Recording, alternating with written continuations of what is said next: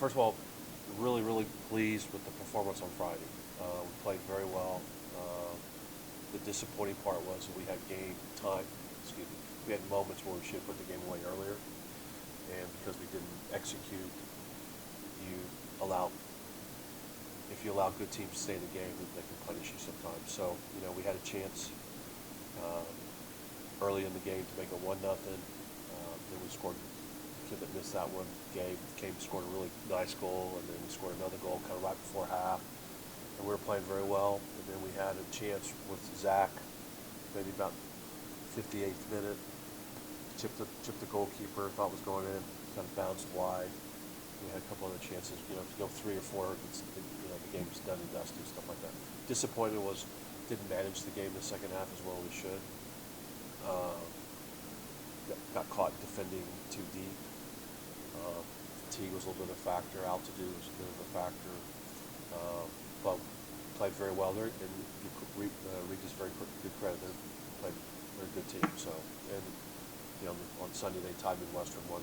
So, but disappointing on our first half performance really on Sunday in terms of just coming out really slow and not very energetic and just lackadaisical. And I don't know if that's just 2 games of 48 hours and just hotel and traveling and stuff like that. But and then we lost 2 players on Friday.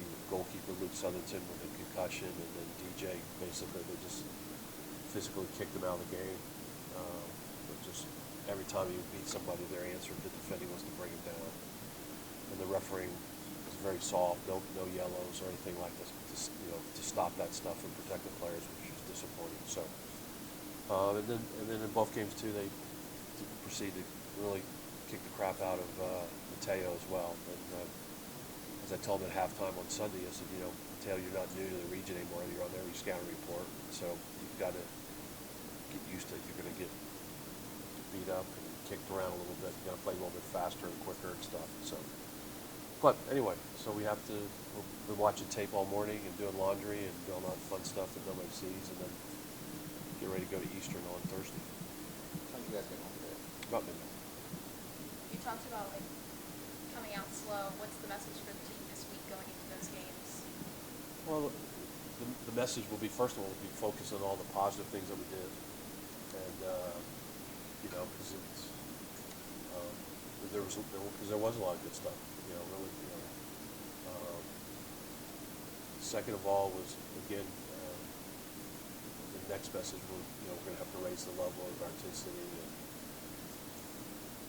work harder at times. I know that's a cliche, but we have to do some things, especially in our defending, closing people down quicker and moving as a unit quicker, and just better 1v1 situations and not being so easy to beat off the dribble a few times. So we're going to work on those stuff, and like I said, but focus on the positive, try to fix some of the negatives, and hopefully we get some guys back by Thursday. That's up to the medical staff and see how they do a great job over there, and then go to Portales and get a win and some peanuts. How did losing some key players? How did you feel about how your depth stepped up? The depth was good, especially Bryce Cottle stepped in as a goalkeeper. I mean, we had to. He had a tough situation. He played the last, 12 or 15 minutes of the game Friday night when his loop had to come off. And probably a good thing for Bryce, he didn't have to think about it. He got to get out there and do the job, and he did well.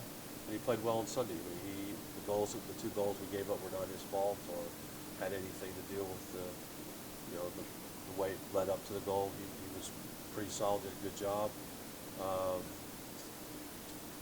We made a couple adjustments that maybe second thought maybe we should have done something different, but the depth is good. So it was a good way on Sunday to play more kids that have a chance to see for the first time really in a college environment. So that was positive. Eastern on Thursday. It doesn't matter what. When WTM Eastern play, no matter what the sport is, there's that rivalry aspect. Of course. What kind of general advantages do you see when you play in a rivalry? Advantages? Well, I would say they have the advantage right now because we have to go over there and play. But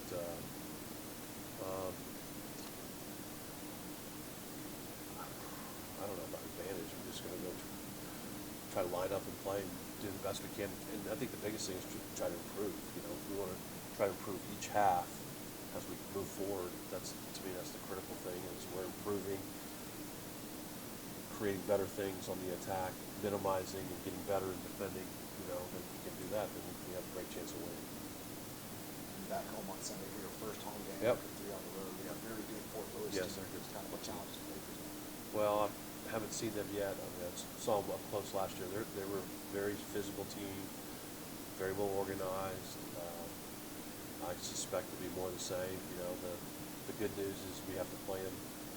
You know, Sunday hopefully it's pretty hot, and so get them down here and, you know, run around the pitch a little bit, make them chase the ball and see what happens, see what the endurance level's like.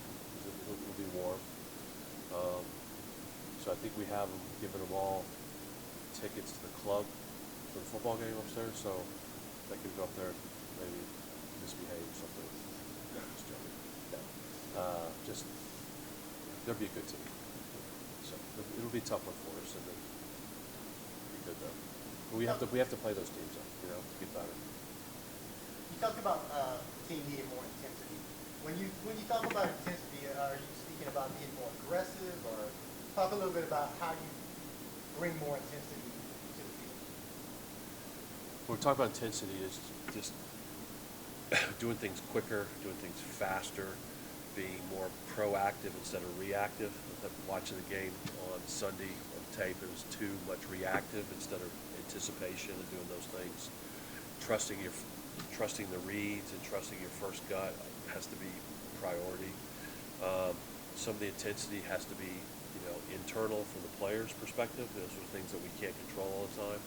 Some of the intensity level has to come from the coaches to be more demanding of the players in terms of the execution and doing things, do all the little things.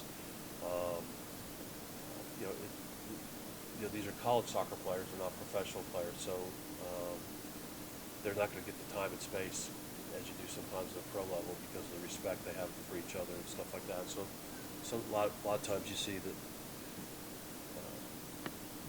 to create a level playing field, teams will just try to kick you and out-physical you instead of let you play. So we have to do a better job in dealing with the one-on-one confrontations.